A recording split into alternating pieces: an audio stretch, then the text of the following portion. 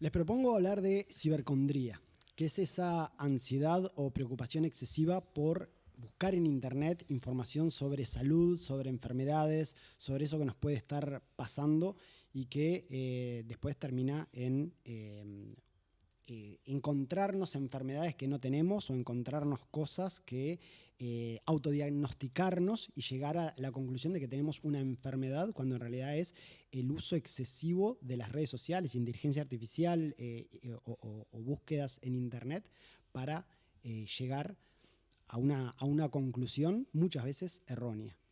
Pero usted busca, diga la verdad. Yo busco información, sí. Cuando tengo alguna situación que me preocupa, busco información, pero no dejo de consultar al médico. Es decir, y lo peor que podemos hacer es ir al médico diciéndole, tengo tal cosa. No. A los médicos hay que decirles los síntomas, nunca lo que tengo. Porque a partir del momento que nosotros le decimos al médico, tengo tal cosa, lo estamos condicionando y tratar de que él vaya hacia ese lado. Y a veces ya arrancamos de un diagnóstico incorrecto por esa decisión. Entonces es importante separar lo que es la enfermedad que nosotros creemos tener de los síntomas que tenemos. Igualmente estamos hablando de cosas diferentes. Una cosa es buscar información y otra cosa es llegar a esa ansiedad o esa preocupación excesiva donde terminamos autodiagnosticándonos algo que no es realmente una enfermedad. Son cosas distintas la búsqueda de información de la ansiedad. Yo les cuento una cosa, el otro día me dejó sumamente asombrado. Yo tengo una cuñada que es médica, está en una organización que es como una investigación internacional, da clases, o sea, está en la formación. Y nos sentamos a tomar un café en una cafetería y me dice, ahora no se van a precisar más los médicos. Digo, ¿y qué estás diciendo si el médico te tiene que, está a mirar, está a palpar? No, dice, pero en definitiva el diagnóstico se hace poniendo los síntomas, que te digan los síntomas, como acaba de decir usted, y la IA, vos le ponés los síntomas y te diagnostica bien. O sea que es todo un... Le podés poner hasta los estudios. Le podés poner hasta los imágenes estudios. de estudios. Sí, los síntomas más los estudios. Tengo gente conocida que se ha sacado radiografías, tomografías, alguna resonancia, sube imágenes a ChatGPT, le pide la opinión. Ahora, el tema es, ¿qué hacemos con lo que nos devuelve Internet, ChatGPT? Yo creo que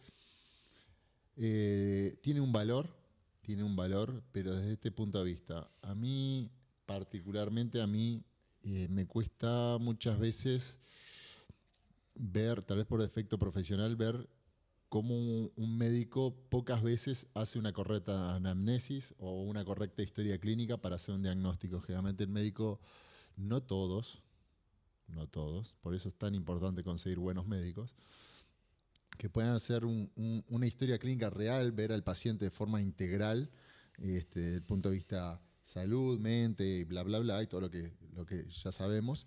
Pero es importante entender que los médicos son personas, que se equivocan, que tienen emociones, que tienen sus días y tienen su formación. Y tienen un lugar de trabajo. Y tienen algunas funciones que cumplir y otras que no.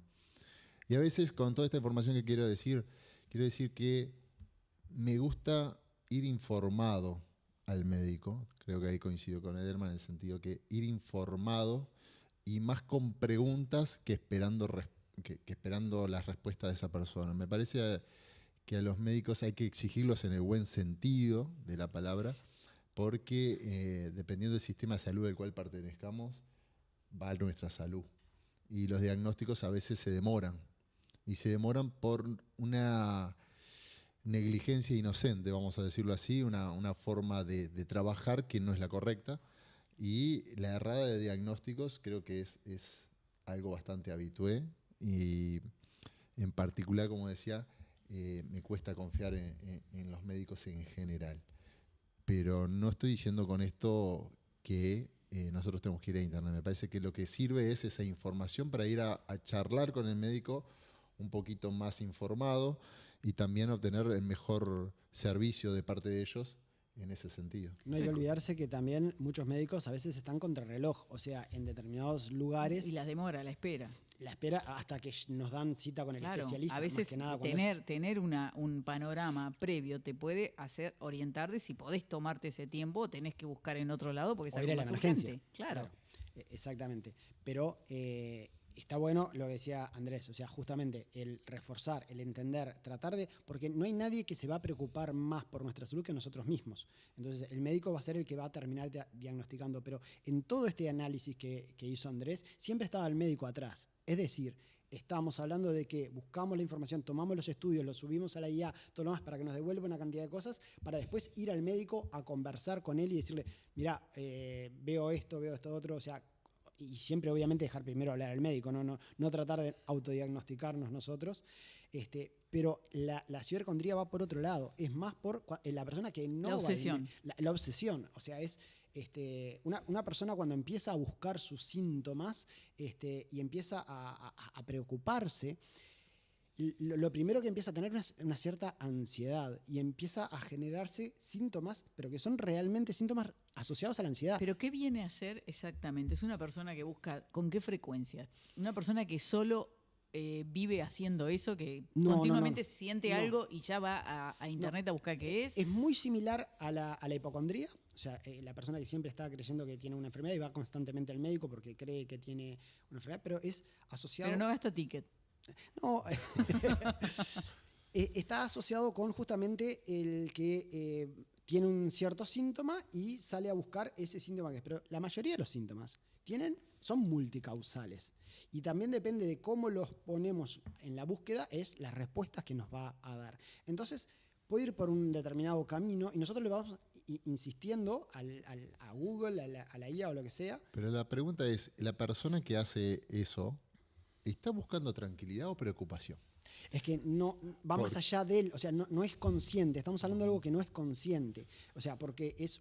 compulsivo, digamos. Claro, es la búsqueda compulsiva, sin duda. O sea, que si lo deja tranquilo y dice, bueno, meto todos estos síntomas que creo que siento y te dice la inteligencia artificial o lo que sea, dice, no, es tal cosa, quédese tranquilo y no se queda tranquilo, pero va en búsqueda de otra cosa. Claro, porque ahí es como decías tú al principio, quedarse tranquilo, ¿qué sería? Lo que manifestamos al principio, es decir, poner los síntomas, buscar, no sé qué, obtenemos la respuesta y nos quedamos ahí esperando para que cuando vayamos al médico compartimos lo que tenemos. Y ahí no hay ansiedad.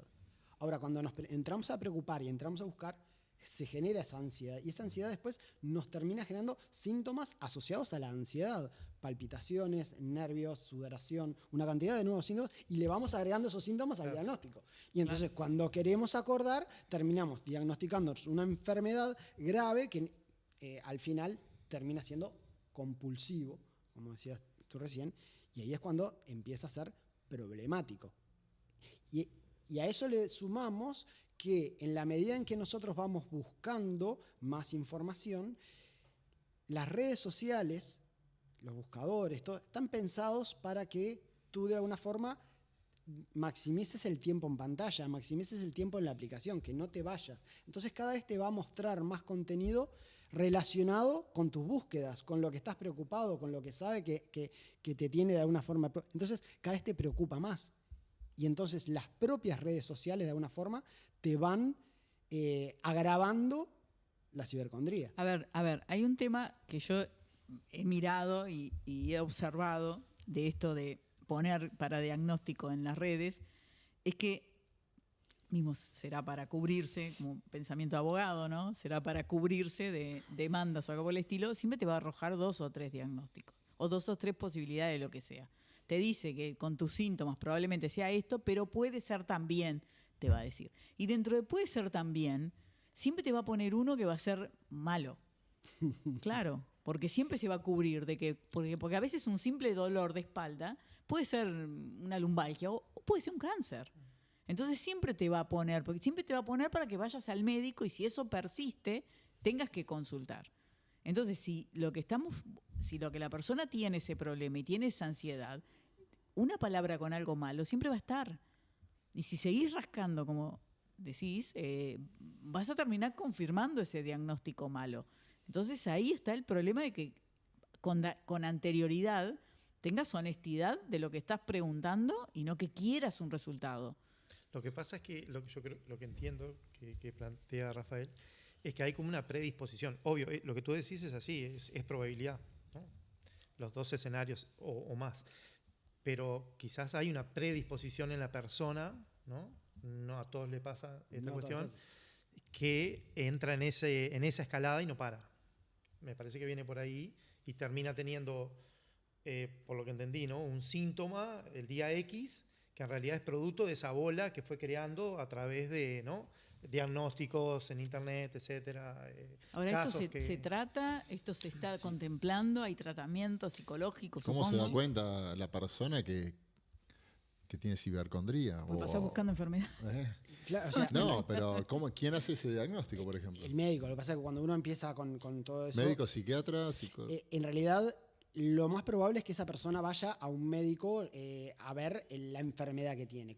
El médico tendría que tener la capacidad de poder darse cuenta de que está ante un grado de ansiedad muy grande y derivarlo al psiquiatra. O sea, la persona que lo va a poder ayudar es el psiquiatra, porque en ese momento sus valores de cortisol van a estar extremadamente elevados, sus niveles de serotonina van a estar muy bajos, entonces hasta que el psiquiatra no logre estabilizar sus valores, esa persona va a seguir siempre hipervigilante, hiper buscando tratar de entender y que el médico no está viendo lo que yo veo porque yo ya lo vi, yo lo encontré, o sea, es una situación que no es racional, o sea, va más allá de lo ¿Se sabe racional. algo de porcentaje? ¿Qué parte de la población padece eso? Yo no tengo el dato. Lo que sí... ¿Pero se han hecho estudios? ¿Sabes si se han hecho estudios sobre eso? ¿O es muy reciente para hablar? Es bastante reciente la cibercondría. Hay muchos estudios realizados sobre hipocondría, pero ahora lo que pasa es que se está agravando. Ahora está a un clic. Claro, y lo que está afectando mucho a los jóvenes. O sea, los jóvenes son los que están en esa moda de no tanto consultar al médico, sino autodiagnosticar. Porque, ¿qué pasa? Los jóvenes en este momento están en eso de que todo lo aprendo por TikTok, todo lo aprendo por internet, todo lo aprendo, o sea, un padre va y le dice, vení, te voy a enseñar a usar el microondas. ¿Para qué? Dejá, o sea, lo veo en TikTok y me aprendo cómo usarlo. O sea, no necesito ahora que me enseñes, lo aprenderé cuando tenga que aprender porque está todo en internet. Entonces, todo lo resuelven buscando en internet. Y ahí es cuando se empieza, ojo que no estamos hablando de una persona arranque de esa forma, o sea, simplemente el uso, cuando empieza a usar la herramienta no se da cuenta, se empieza a autodiagnosticar y la falta de ir al médico a tiempo es lo que lo lleva después a generar un grado de ansiedad. Sí, o a comerse un diagnóstico grave, de verdad, ¿no? Digo, el ir a tiempo al médico te salva. Sí, eso en una situación normal. O sea, Sí, eso es una bueno, situación para todos. Parece ser como que la ansiedad tiene otra cara, ¿no? Otra beta más en esto que es endémico, esto de personas con ansiedad y depresión, especialmente acá en nuestro país. La tasa es muy elevada. Y creo que lo importante es entender que las personas se estén escuchando, es identificar personas de ese tipo y bueno, y tratar el tema de la ansiedad, como hablabas, me parece que es lo indicado. Ni que hablar que hay subdiagnosticado, porque generalmente la ansiedad uno lo ve como algo, estás un poquito ansioso, como algo que fuera algo menor. La ansiedad en grados muy importantes puede llevar hasta la muerte, así que digo, en realidad hay que tener cuidado con esto. Diagnosticarse, autodiagnosticarse a través de redes o a través de elementos de internet, una persona con un grado de ansiedad un poco más bajo o en estado normal de ansiedad debería poder tener la capacidad de darse cuenta que eso no es correcto. Si no te puedes dar cuenta es que tu grado de ansiedad es muy elevado para mí. O sea, para tener cibercondría, esto es una opinión, tenés que tener un grado de ansiedad muy elevado. Lo cual, lo primero que tendrías que hacer es tratar esa ansiedad que ni siquiera te estás percibiendo como una persona ansiosa. Muchas personas no se perciben como personas ansiosas. A veces es grado de ansiedad, pero yo también he notado que con respecto a la enfermedad, a las enfermedades, hay un tema de un miedo. Que a veces el miedo es el miedo a encontrarme algo, o a veces es miedo a no encontrarme algo.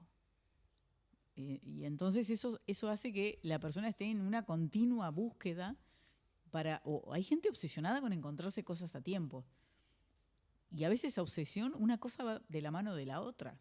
No siempre voy a tener un diagnóstico a tiempo, o a veces puedo autoproducirme un diagnóstico. ¿Qué va primero? ¿La enfermedad o la cabeza? Ujú. Es un tema para otro. No, pero vas bien rumbeada, porque justamente cuando uno tiene ese miedo, ese temor que mencionabas, si el médico lo detecta a tiempo, puede con un apoyo psicológico lograr revertir esa situación y que no se convierta en una ansiedad o en una patología que termine en esa ansiedad que después sea inmanejable y no llega a una hipocondría o una cibercondría. Lo que pasa es que estamos hablando de casos en los cuales justamente uno sigue y no va al médico porque tiene ese miedo. A veces el miedo que decías tú es justamente a que, y si me llegan a encontrar, yo ya sé que tengo esto. Y si me lo llegan a encontrar, entonces sigue buscando, sigue enfermándose y no va al médico porque tiene miedo de que el médico le confirme el diagnóstico que él encontró en redes. Pero te vuelvo a preguntar algo que quisiste abordar durante los programas de radio que hicimos durante 6 años y siempre lo querías abordar y yo nunca te dejé. Y te vuelvo a hacer la pregunta. ¿Qué está primero? ¿La enfermedad o la cabeza? ¿Se genera la enfermedad y después la vemos y la pensamos? ¿O pensamos en la enfermedad y la generamos? Te maté. No, me gustaría, creo que eso es un tema que tiene muchas aristas para poder tratarlo me encantaría hacer un tema específico sobre eso porque está muy bueno y creo que en uno de los temas que vamos a tratar en breve hay parte de eso. Entonces, no es que no quiera responderte ahora, sino que creo que tiene muchas aristas como para tratarlo como un tema independiente. Muy bien, bueno, lo dejamos en suspenso entonces. ¿Qué tema? Temón. Por eso, claro, que muchas veces pensamos, está comprobado además que hay un montón de enfermedades que se generan a raíz el pensamiento no es inocuo. Hay un dicho que dice que cuando estás con gente cuides tu lengua, pero cuando estás solo cuides tu mente, tu pensamiento. La elección. No es inocuo, el pensamiento deriva en cosas. Ahora, ¿realmente puede llegar a derivar en una enfermedad? Sí. Yo creo que sí también. Sí. Yo creo que sí, pero por eso hay que tener cuidado. Entonces esa búsqueda constante o ese miedo constante a encontrarlo a tiempo no termine que sí o que no quiere decir que esto es un botón, quiere decir que si yo pienso en cuidarme voy a terminar una enfermedad. No, pero si tenés una obsesión y pasás pensando en encontrarte algo a tiempo, ojo, no termines generando algo para encontrarlo a tiempo, ¿no? Sí. Termina siendo una elección de cada persona muchas veces. El tema más que nada es el origen de las enfermedades. O sea, ¿qué origina las enfermedades? Entonces ahí es multifactorial y la mente es una de esas. Es una de esas, es multifactorial. A veces es genético, a veces es otra cosa. Pero hay que tener cuidado de la mente. Entonces las obsesiones no son una cosa más. Son una cosa a tener cuidado. Lo que pasa es que la obsesión en realidad es un mal funcionamiento de la mente. Entonces, lo que estamos diciendo es, cuando hay una obsesión, tenemos que a veces tratar. Lo disfrazamos de un gesto bueno. De hecho, por ejemplo, mi madre era una persona obsesiva por cuidarse. Después cambió con la vida y todo lo demás. Pero llegó un momento que era una obsesión. Pero era algo bueno. Cuido mi organismo. Pero ojo, cuando eso se transforma en algo que en definitiva no estás cuidando. Porque volvemos a este punto que estábamos tratando. Una persona que hace eso por bien, no me quiero diagnosticar a tiempo. Pero pasa obsesionada con diagnosticarse algo. Hay una diferencia de terminologías ahí y está bueno. O sea, a ver, una cosa es la preocupación que uno puede llegar a tener y otra cosa es la obsesión. Una preocupación se puede transformar en obsesión de la nada. Se puede transformar en obsesión de la nada. Lo que pasa es que mientras sea una preocupación, es una preocupación, no es un problema grave. O sea, estamos hablando de una preocupación. Claro, hay que ver en qué límite y dónde está ese clic. Claro. El tema es, ahí es cuando empezamos a encontrarnos cosas que no tenemos. Yo creo que no tiene que estar el prefijo ni de preocupación ni de obsesión. Una cosa es ocupación. Me tengo que ocupar. Sí. Hacerse los chequeos cuando corresponde. Todo lo demás ya son prefijos que ya ponen una alerta roja.